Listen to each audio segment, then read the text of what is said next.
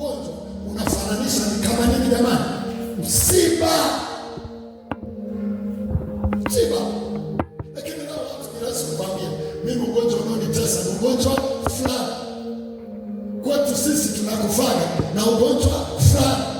Uko wetu sisi tunatesekaga na ugonjwa fulani.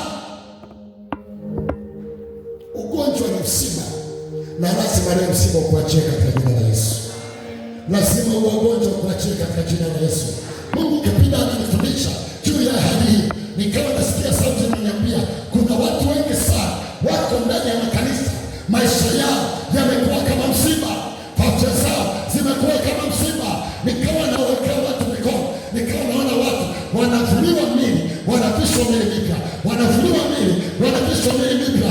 Natangaza jioni ya leo, kila kilichokaa kama msiba kwako kikaondoka katika jina la Yesu, kikaachia katika jina la Yesu, kikafutika katika jina la Yesu.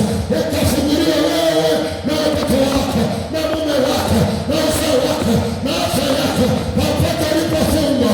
Natangaza jioni ya leo, ukapokea uzima katika jina la Yesu.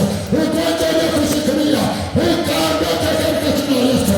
Sema amina, amina, amina. Sema amina. Sema amina. Sema amina. Sema amina. Sema amina.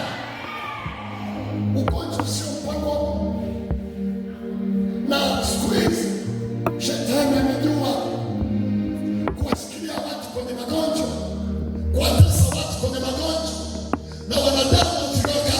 Tumeona magonjwa kama sehemu ya maisha yetu. Hapana, magonjwa sio sehemu ya maisha yako.